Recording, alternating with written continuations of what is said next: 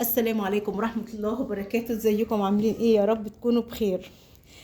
النهارده بقى سهيلة بنتي الكبيرة حبيبة قلبي جايبه لي هدية، فانا بصراحة انا مش عارفة هي جايبة ايه بالظبط. ماشي، فاحنا دلوقتي عايزين نعرف هي جايبة ايه. هي بتقول لي يا ماما انا جبت لك هدية، ما اعرفش بقى اذا كانت شوكولاتة، اذا كانت، انا بحب الشوكولاتات عامة. فانا بجد انا والله ما كنتش عارفة هي جايبه لي ايه. فدلوقتي هنتكلم مع بعض شوية، وبعد كده نفتح ونشوف هي جايبة ايه وايه هو اللي في الصندوق. حذروا فزروا، كل واحد يخمن كده يقول ايه اللي في الصندوق.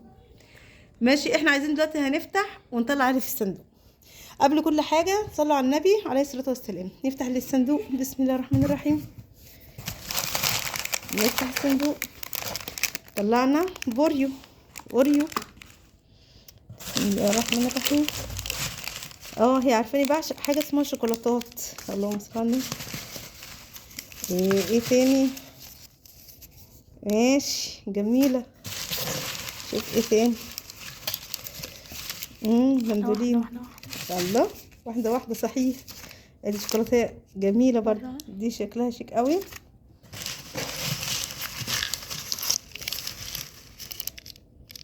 شوكولاتات يخرب وقتك يا ستي، جايبه حاجات كتيره قوي يا حبيبه قلبي. نشوف بقى دي بقى، حذروا فزروا فيها ايه. اكيد فيها فيل زي ما بيقولوا.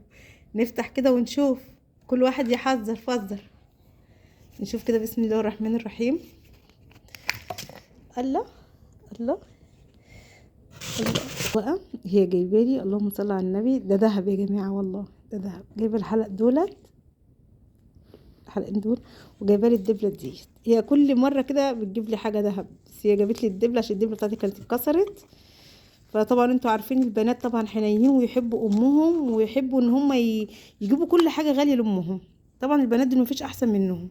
حبيبه قلبي ربنا يا رب يخليها لي يا رب ويكرمها، عقبال يا رب كده ما تكبر كده، عشان هي لسه في تانية اعدادي وعريسها يجيب لها ان شاء الله باذن الله.